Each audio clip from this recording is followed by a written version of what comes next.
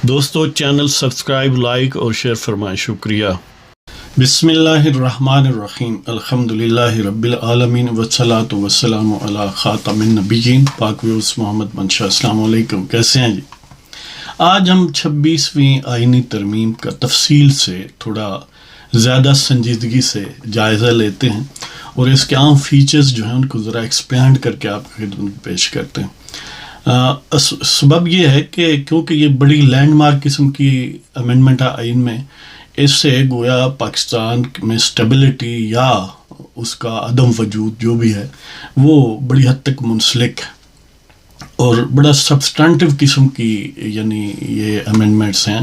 یہ کوئی محض ایستھیٹک یا کچھ املا کی غلطی درست کرنے کے لیے نہیں ہے، کیونکہ یہ تو آپ جانتے ہیں کہ پچھلے کافی سالوں سے گویا سپریم کو جب سے اسٹیبلشمنٹ کے گویا دو ستون جو ہیں انہوں نے نیازی قضاء پروجیکٹ کو پہلے انسٹال کیا، پھر کچھ ان میں شگاف آیا اور ظاہر ہے جنرلز کا حصہ جو ہے وہ اپ اینڈ ڈاؤن کے بعد وہ ٹریک پر آ گئے، لیکن ججز جو ہیں وہ رافعوں اور معجبینوں کے چنگل میں رہے اور اس بات پر مصر رہے کہ ہم نے پاکستان کو برباد کرنا ہے تاکہ رافع اور معجبین خوش ہو جائے اور ان کا گلشن کا کاروبار چلتا رہے۔ تو بہرحال یہ 26ویں آئینی ترمیم اس میں تقریباً 26 آئینی آرٹیکلز کو ڈیل کیا گیا یا امینڈ کیا گیا اور ان میں 3 نئے آرٹیکلز بھی شامل ہیں، 9A 191A اور 202A۔ اب ظاہر ہے ویسے تو اگر بہت زیادہ ہم ڈیٹیل میں جائیں پروویژن بائی پروویژن بات کریں تو وہ تھوڑی زیادہ لمبی بھی ہو جائے گی اور عام جو آڈینس ہے ان کے لیے وہ کوئی بہت زیادہ دلچسپی کی حامل نہیں، انلیس کہ آپ لا کے اسٹوڈنٹ ہوں یا وکالت میں دلچسپی رکھتے ہوں۔ تو جو ایک عام قاری کے لیے جاننا بڑا اہم ہے، اس لیے کہ یوتھیاپا بنیادی طور پر ایک جہالت اور تعصب سے ابھرتا ہے، اور تعصب جب جہالت کے ساتھ مل جائے تو پھر بڑا وہ ہلاکت خیز قسم کا مرکب بنتا ہے، جیسا کہ پاکستان میں نیازی قضاء پروجیکٹ کے تحت کچھ یوتھیاپا یا یوتھیاز جو ہیں وہ زومبیز کی صورت میں یا شادولہ کے چوہوں کی صورت میں پیدا کیے گئے اور ان کو بڑا انرجائز کیا گیا۔ تو اس لیے اگرچہ وہ چوہے جنرلی ہم جیسے لوگوں کو نہیں سنیں گے کیونکہ وہ انسولیٹڈ ہیں، لیکن سٹل کوشش کرنے میں کیا حرج ہے، کون جانتا ہے کہ کوئی کب یوتھیا بن جائے۔ تو اس حوالے سے جو عام پوائنٹس ہیں، عام عنوانات دیے جا سکتے ہیں، وہ ہیں ایک تو جوڈیشل کمیشن آف پاکستان کی بڑی ڈراسٹک قسم کی اس میں تبدیلی کی گئی ہے۔ دوسرا ایک نیا فیچر جو ہے وہ متعارف کرایا گیا یہ ججز کے معاملے میں، اسپیشل پارلیمنٹری کمیٹی، اور اس طرح ایک اور نیا فیچر ہے کانسٹیٹیوشنل بینچز، یہ ہر ہائی کورٹ میں بھی ہوگا اور سپریم کورٹ میں بھی ہوگا، اور پھر اپوائنٹمنٹ آف ججز جو ہیں اس حوالے سے بڑی ڈراسٹک تبدیلیاں کی گئی ہیں، اس میں چیف جسٹس آف پاکستان کا خاص طور پر معاملہ ہے۔ اور ایک اور بات یہ ہے کہ جو پہلے ہائی کورٹس کے ججز کی کوئی پرفارمنس ایویلیویشن عملی طور پر نہیں تھی، بس آپ جج بن گئے تو گویا آپ بادشاہ بن گئے، آپ کو کوئی پوچھتا نہیں ہے کہ آپ نے کوئی فیصلہ بھی کیا ہے نہیں کیا، آتے ہیں ذرا ادھر ادھر کر کے اپنا حصہ لے کے دبکا شبکا مار کے گھر چلے جاتے ہیں، تو گویا وہ پاکستان کے یعنی داماد بن چکے ہیں، انہیں کوئی پوچھنے والا نہیں ہے۔ لیکن اس دفعہ اس میں جو پرفارمنس ایویلیویشن ہے وہ بھی انکارپوریٹ کی گئی ہے، اور وہ کون کرے گا؟ Judicial commission of Pakistan. اس طرح سو موٹو یا اوریجنل جیورسڈکشن کا کنسیپٹ جو ہے وہ ہائی کورٹس یا سپریم کورٹ میں اس کو ڈیل کیا گیا۔ تو سب سے پہلے تو بات کرتے ہیں جوڈیشل کمیشن آف پاکستان کی۔ جوڈیشل کمیشن آف پاکستان پہلے یعنی اس کے فنکشنز کیا ہیں؟ یہ ججوں کی تقرری کے متعلق ہے موسٹلی کہ ججوں کو کس طرح بھرتی کیا جانا ہے۔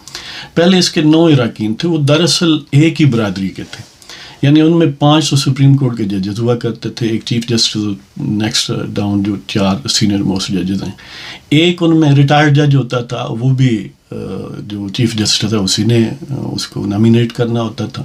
تو یہ 6 تو سیدھے سادھے جج تھے. باقی جو 3 تھے ان میں ایک اٹارنی جنرل تھا، ظاہر ہے وہ بھی وکیل ہوتا ہے الٹیمیٹلی، وہ بھی انہی کا پیٹی بھائی ہے جی. پھر ایک لا منسٹر تھا، وہ بھی انہی کا پیٹی بھائی ہے، جنرلی وہ بھی وکیل ہی ہوتا ہے. اور ایک بار کونسل کا نمائندہ تھا، ظاہر ہے وہ بھی بدرجہ ہوتا وکیل ہے. تو گویا یہ وہ کہتے ہیں نا پنجابی میں کہ ماؤ دے اونچی گل رکھ دیاں، کہ سارے وکیل اور چیمبرز اور ان کی گویا گٹھ جوڑ تھا، ایک مافیا کی صورت میں پاکستان پر قبضہ گروپ بنا ہوا تھا.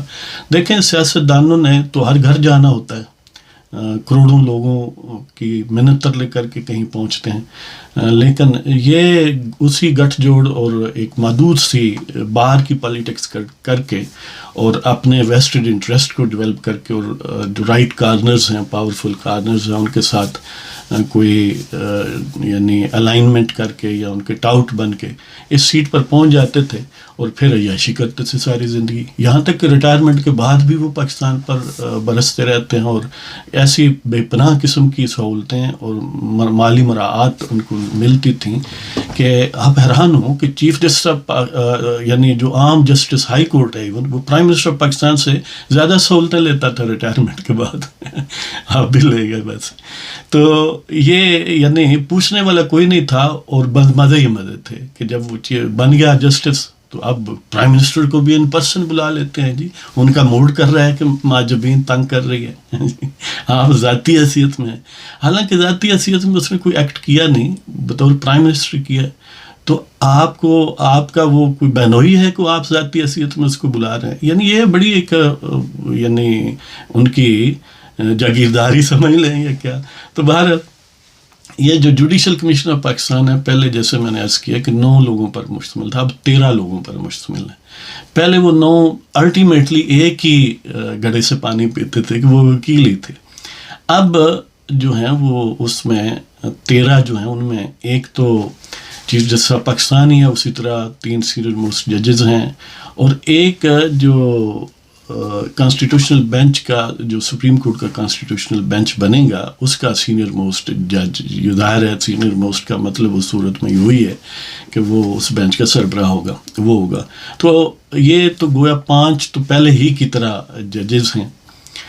اور پھر ایک لا منسٹر، وہ بھی پہلے کی طرح ہے، اٹارنی جنرل بھی پہلے کی طرح ہے، بار کا نمائندہ، پاکستان بار کونسل کا نمائندہ پہلے ہی کی طرح ہے. لیکن ایک اس میں ریٹائرڈ جج جو پہلے چیف جسٹس نامینیٹ کرتا تھا وہ نہیں ہے. جو اضافہ سبسٹنٹیو ہوا ہے وہ 2 MNA ہوں گے، 2 سینیٹر ہوں گے، اور ایک ٹیکنوکریٹ ہوگا یا خاتون ہوگی، اسپیشل سیٹوں والے جیسے ہیں، یا ایک نان مسلم ہوگا. کہنے کا مطلب یہ ہے کہ یہ جو ٹیکنوکریٹ خاتون یا نان مسلم ہیں، یہ پارلیمنٹ کے ممبر نہیں ہوں گے. یہ ویسے عام لوگوں میں ایسے لوگ ہوں گے جیسے گویا وہ جن کو وہ ساری ضروریات پوری کرتے ہیں، ایلیجبلٹی، کوالیفیکیشن، کہ انہیں اگر سپریم کورٹ کا جج لگایا جائے تو وہ لگ سکتے ہوں، وہ اس لیول کے لوگ ہوں گے. یعنی گویا الٹیمیٹلی وہ ٹیکنوکریٹ ہوں گے. تو یہ جو 13 ہیں، ان میں سے حکومت کے پاس ایک اٹارنی جنرل ہے، ایک ظاہر لا منسٹر ہے، اور 2 جو MNA ہوں گے، ایک لیڈر آف دی اپوزیشن قومی اسمبلی میں نامینیٹ کرے گا، ظاہر اپوزیشن کا بندہ ہوگا، اور ایک لیڈر آف دی ہاؤس یعنی پرائم منسٹر نامینیٹ کرے گا. اور سینیٹرز میں سے ایک لیڈر آف دی ہاؤس یعنی سینٹ کا جو لیڈر آف دی ہاؤس ہے وہ نامینیٹ کرے گا، اور ایک جو اپوزیشن کا ہے وہاں پر وہ نامینیٹ کرے گا. تو یہ اس طرح جو یہ ٹیکنوکریٹ ہے، اس کو نامینیٹ جو ہے وہ اسپیکر قومی اسمبلی کرے گا. تو یہ لہذا ہیں 13 لوگ اس میں، اور اس میں میجارٹی سے فیصلہ ہوگا. تو ظاہر ہے حکومت کے پاس یعنی 2 + 2 4 ممبر ہو گئے، اپوزیشن کے پاس 2 ہو گئے، ایک ظاہر ہے اسپیکر کسی ٹیکنوکریٹ کو بنائے گا، تو وہ بھی عموماً اسپیکر ظاہر ہے گورنمنٹ کے ساتھ ہی ہوتا ہے. تو گویا وہ 5 ممبر گورنمنٹ کے ہو گئے، اور ججز جو ہیں وہ 5 ہو گئے.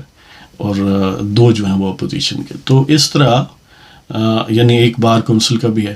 اب ظاہر ہے بلڈوز نہیں کر سکتے ججز نا، اس میں جج کیونکہ 5 ہیں، باقی تو بہرحال پہلے تو 5 کا اتفاق ضروری نہیں ہے کہ ہم ہمیشہ ہو، اس لیے کہ اب تھوڑا وائڈر معاملہ ہو گیا، لہذا یہ بڑا اچھا شگون ہے. اب اس کے کام کیا ہیں؟ اس کے کام میں کمی بیشی کی گئی ہے. یعنی ایک تو یہ ہے کہ یہ جو اضافہ کیا گیا ہے، کمی نہیں کی گئی، بیشی کی گئی ہے. ایک اضافہ یہ کیا گیا ہے کہ یہ ہائی کورٹس کے جو ججز ہیں وہ ان کی ایویلیویشن کریں گے کہ انہوں نے کام کیسا کیا ہے، ان کی کارکردگی کو ایویلیویٹ کریں گے، پرفارمنس ایویلیویشن ہوگی.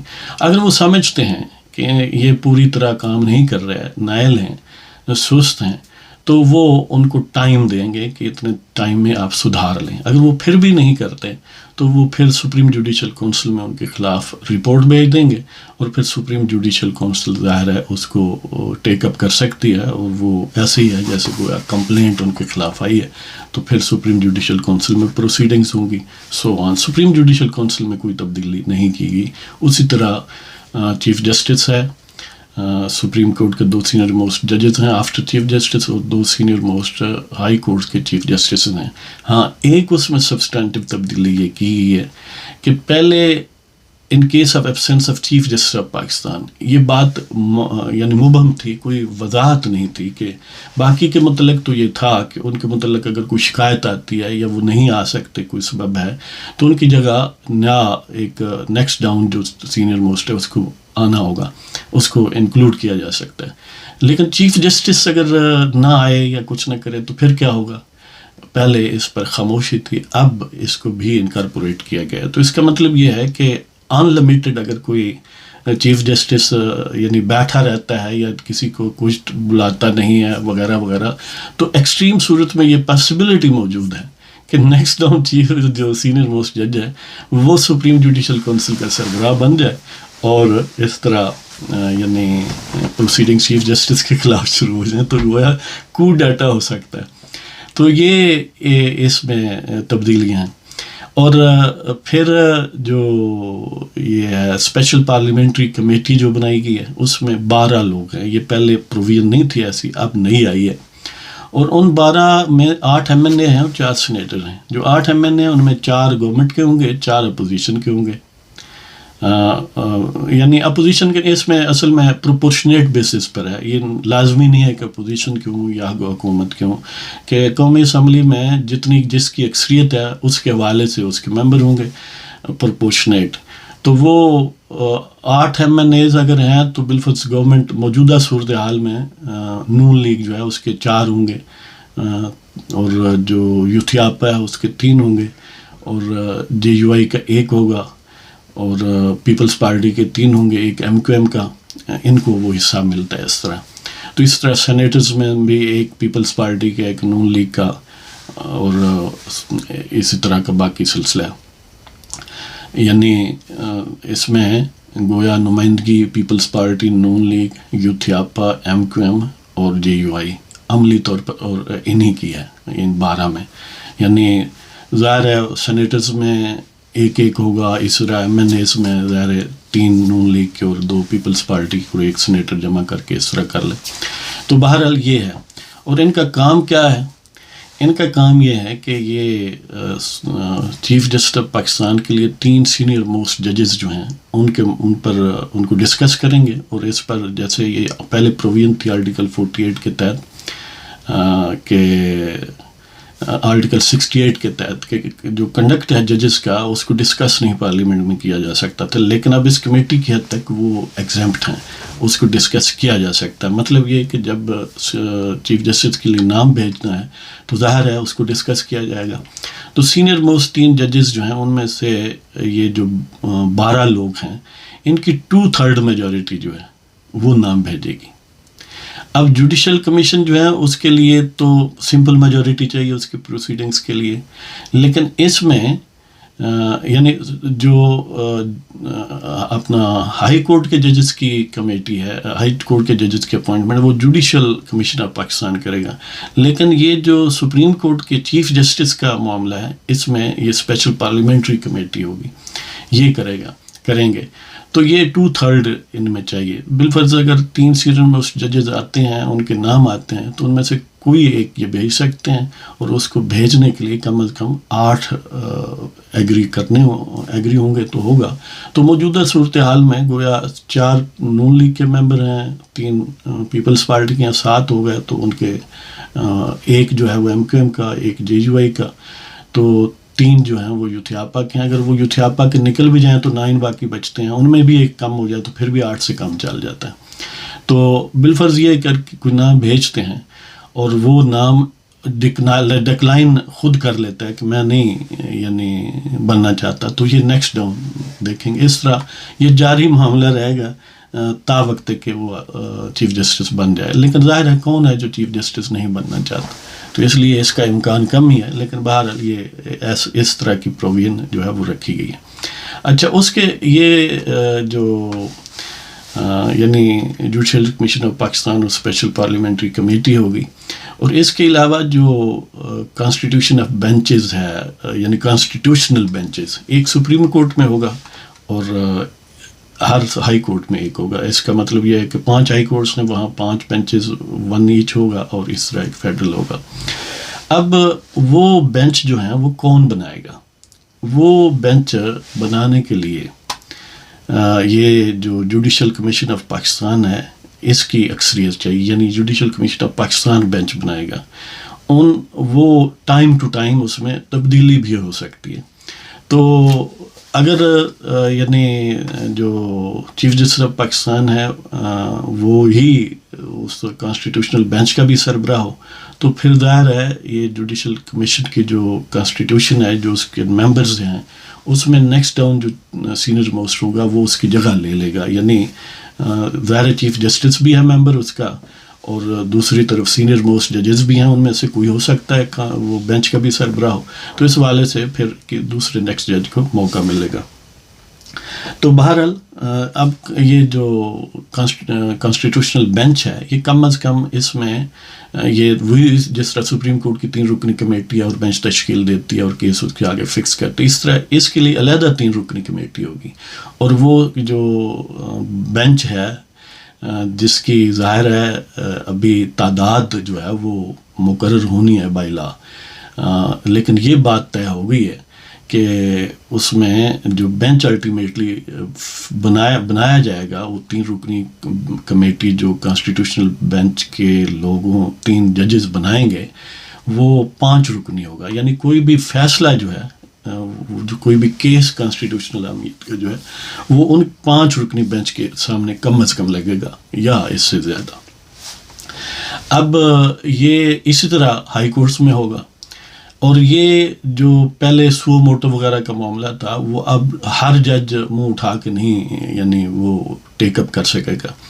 جو ہائی کورٹس ہیں ان میں جو اوریجنل جورسڈکشن جس کو کہتے ہیں 199 اس کے تحت گویا وہ ڈائریکٹ کیس کوئی ٹیک اپ کر سکتے ہیں اپلیٹ جورسڈکشن کے علاوہ، تو وہ اب یہ لوگ لیں گے. اب ویسے ہی نہیں ہے کہ کوئی ایک جج جو ہے وہ بینچ بنتا ہے اور اسے خواب آتا ہے کہ میں نے فلاں شخص کو بلا لیا، اور تھانے دار جو ہے اس کا کیس ہے تو درمیان میں الیکشن کمیشن کو بلا لیا وغیرہ وغیرہ. تو اب وہ معاملہ ہوگا. تو لہذا یہ جو یعنی سو موٹو کا اپنے طور پر اختیارات ہیں وہ بڑی حد تک ریگولیٹ ہو گئے کہ وہ اندھا دھند یعنی اس انداز سے نہیں کیے جائیں گے. تو اسی طرح جو سپریم کورٹ کا کانسٹیٹیوشنل بینچ ہے وہ 3 ٹائپ کے کیسز لے سکے گا. ایک تو 184 آرٹیکل کے تحت جو اوریجنل جورسڈکشن ہے، یعنی جس کا حصہ ایک سو موٹو کا لفظ بھی استعمال ہوتا ہے کہ وہ کہتے ہیں کہ کوئی اب وہاں سے ہی کیس شروع ہوتا ہے، اوریجنل جورسڈکشن ہے. یعنی عام طور پر تو ہمارا کنسیپٹ یہ ہے نا لوور کورٹ سے آتے ہیں، لیکن یہاں پر 184 کے تحت ڈائریکٹ سپریم کورٹ ٹیک اپ کرتا ہے، کیس کریٹ کرتا ہے، یا اس کے سامنے ڈائریکٹ اپلیکیشن دی جا سکتی ہے، پٹیشن فائل کی جا سکتی. تو وہ صرف یہ بینچ ہی کرے گا. دوسرا، اگر کوئی نیچے سے کانسٹیٹیوشنل اہمیت کا کیس ظاہر ہے وہ کانسٹیٹیوشنل بینچ جو ریلیونٹ ہائی کورٹ ہے وہاں سے فیصلہ ہو کے آتا ہے، اس کے خلاف اپیل جو ہے وہ اس بینچ میں ہوگی جو سپریم کورٹ کا کانسٹیٹیوشنل بینچ ہے. اور اسی طرح ایڈوائزری جورسڈکشن، یعنی ایک تو ریجنل ہو گئی اصل جورسڈکشن، یعنی بالکل بنیادی طور پر براہ راست جورسڈکشن، دوسری اپیل کی جورسڈکشن، اور تیسری جو ہے وہ ایڈوائزری ہے کہ کوئی بھی حکومت جو ہے صوبائی یا فیڈرل گورنمنٹ ریفرنس بھیجتی ہے کہ اس پر ہمیں ایڈوائز کریں، تو وہ یہ بینچ ہی کرے گا، باقی نہیں کر سکیں گے. تو یہ یعنی کنسیپٹ ہے کانسٹیٹیوشنل بینچز کا، اسپیشل پارلیمنٹری کمیٹی کا اور جوڈیشل کمیشن آف پاکستان کا.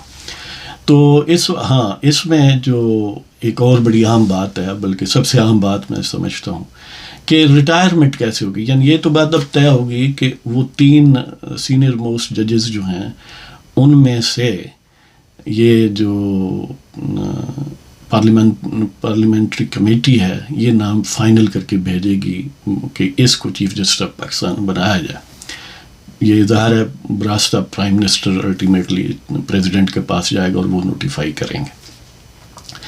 اب یہ اسپیشل پارلیمنٹری کمیٹی جو ہے اس کے ذریعے جو بھی چیف جسٹس بنتا ہے وہ کتنے سال کے لیے ہوگا. عام اب کنسیپٹ لوگوں کا ہے کہ وہ 3 سال کے لیے ہوگا، لیکن یہ 3 سال صرف اس صورت میں ہے کہ اس کی ایج 65 ہونے سے پہلے 3 سال مکمل ہو جائیں. یعنی میکسیمم 3 سال ہوں گے، منیمم کچھ بھی ہو سکتا ہے. یعنی بالفرض ایک شخص ہے، کیونکہ ریٹائرمنٹ ایج کو نہیں بدلا گیا، وہ 65 پر ہی سپریم کورٹ کے جج ریٹائر ہوں گے، اور اسی طرح ہائی کورٹس کے 62 ایئرس پر ہی، 62 پر اور 65 پر سپریم کورٹ کے. لیکن ایک شخص ہے جو ابھی اس کی عمر ہے 62 سال، وہ سپریم کورٹ کا جج اور اب چیف جسٹس بنتا ہے، تو وہ 3 سال رہے گا. لیکن اس کی سپوز 64 سال ہے تو وہ صرف 1 سال رہے گا. اگر 64.5 سال ہے تو وہ صرف 6 مہینے رہے گا. اگر اس کی عمر 1 مہینہ رہتی ہے 65 ہونے میں تو وہ 1 مہینہ رہے گا. مطلب یہ ہے کہ یہ لازمی نہیں ہے کہ ہر بندہ 3 سال رہے. یعنی اس کی ریٹائرمنٹ ہاں یہ بھی ہو سکتا ہے کہ کسی کی عمر جو ہے بالفرض وہ 60 ایئرز ہے اور وہ چیف جسٹس آف پاکستان بن جاتا ہے تو وہ 63 سال کی عمر میں پھر ریٹائر ہو جائے گا. یعنی اسے 3 سال سے زیادہ وہ نہیں رہ سکے گا.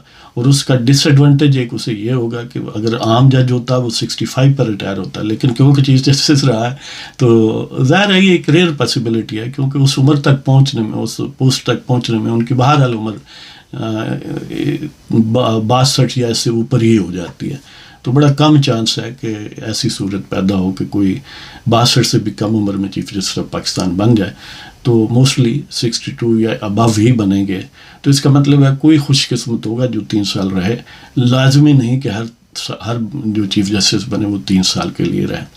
تو اس والے سے یہ ایک دلچسپ بات ہے کہ عام لوگ یہی سمجھ رہے ہیں کہ 3 سال کے لیے ہوگا، لیکن 3 سال زیادہ سے زیادہ ہو سکتا ہے، کم میں سے ہو سکتے ہیں.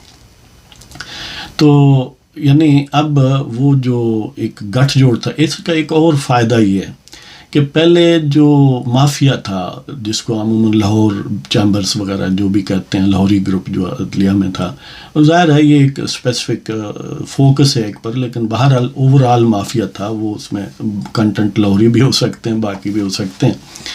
تو وہ باقاعدہ کیلکولیٹ کر کے کیلنڈر سامنے رکھ کے کہ فلاں شخص چیف جسٹس کے عہدے پر آئے گا اور اس دن ریٹائر ہوگا، ہم اس طرح مینج کریں کہ نیکسٹ ڈاؤن جو سینئر موسٹ جج سپریم کورٹ میں آنا ہے وہ ہائی کورٹ سے مینج کرنا شروع کر دیتے تھے کب کس کو ایلیویٹ کیا جائے، تاکہ وہ اس طرح فٹ آئے کہ اپنی پسند کا چیف جسٹس جب جا رہا ہے تو اس کو سکسیڈ بھی، اس کی جگہ جو نیا چیف جسٹس ہے وہ بھی اسی مافیا کے گروپ سے آئے.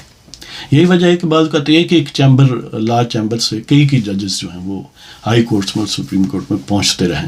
تو اس طرح انہوں نے یوتھیاپا جب انسٹال کیا، اس کا وائرس پیدا کر کے اس کو پھیلایا گیا، تو انہوں نے آئندہ کئی سالوں کے لیے، یعنی گویا 10-15 سال کے لیے مینج کیا کہ فلاں ریٹائر ہوگا فلاں دن اور اس کے بعد فلاں بنے گا، وہ ریٹائر فلاں دن ہوگا، اس طرح کر کے نا. اب کیونکہ انسرٹنٹی ہوگی کہ 3 میں سے کس نے بننا ہے، تو یہ مینج نہیں ہو سکے گا، یعنی اس سینس میں جس طرح وہ پہلے مینج کرتے رہے. تو اس والے سے ایک تو اکاؤنٹیبلٹی زیادہ ہوگی، دوسرا کسی ایک گروپ کا قبضہ نہیں ہو سکے گا. اب کوئی یہ آرگو کر سکتا ہے کہ دیکھیں اس میں پارلیمنٹری ایج ہے، گویا اس میں ظاہر ہے چیف جسٹس کو نامینیٹ کرنے میں سارے پارلیمنٹ کے ممبر ہی ہیں، 12 کے 12، وہ کوئی اپوزیشن سے ہو یا حکومت سے ہو، تو یہ گویا ان کی اجارہ داری ہو جائے گی. نہیں، اجارہ داری اس سینس میں نہیں ہوگی کہ بائی ڈیفینیشن حکومتیں تو کسی وقت بھی عدم اعتماد ہو سکتا ہے، بدل سکتی ہیں.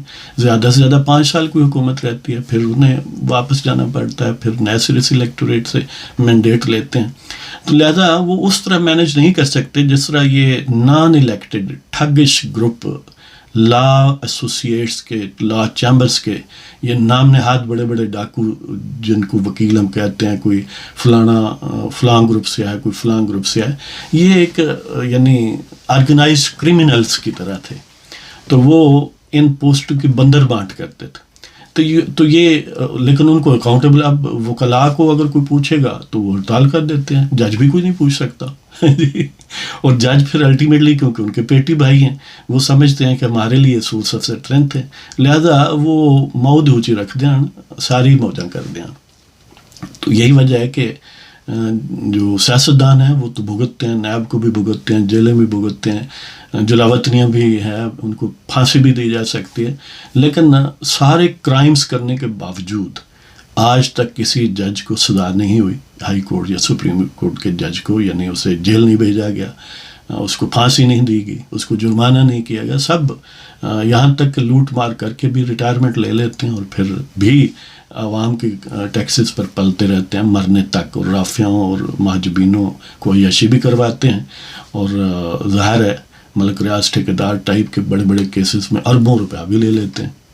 تو یہ یعنی کوئی بھی سیٹ اپ ہو، کوئی بھی طریقہ کار اپنایا جائے، الٹیمیٹلی انسان کی جبلت، انسان کی آنیسٹی، انٹیگریٹی، اس کا کنڈکٹ اوور آل، یا اس کی حب الوطنی، یا اس کا جو ایک تفاخر ہے اپنے متعلق کہ مجھے اچھا ہی رہنا ہے یا برا رہنا ہے، تو یہ ساری چیزیں کاؤنٹ ہوتی ہیں. کوئی بھی اس طرح نہیں ہوتا کہ ایک بالکل آئیڈیل قسم کی صورتحال ہو کہ جس کو کسی طرح بھی ڈاج نہ کیا جا سکے یا ابیوز یا مس یوز نہ کیا جا سکے. تو بہرحال موجودہ صورتحال میں یہ چینج اچھی ہے. تو دیکھتے ہیں کہ آئندہ اس کے کیا یعنی اس سے اسٹیبلٹی حاصل ہوتی ہے. ہم سمجھتے ہیں کہ انشاءاللہ پہلے کے مقابلے میں کہیں زیادہ ہوگی. یعنی چند ٹھگ تھوڑے ایک لا چیمبر کے 2-4 وکیل بڑے بڑے جتھے بنا کے انہوں نے 2-4 تنظیمیں بنائی ہوتی ہیں، فلاں گروپ ہے جی، یہ فلاں گروپ ہے، اس نے بار کا الیکشن جیت لیا ہے اور یہ فلاں جج کے ساتھ اٹیچ ہیں، فلاں جج ہمارا بننا چاہیے وغیرہ وغیرہ.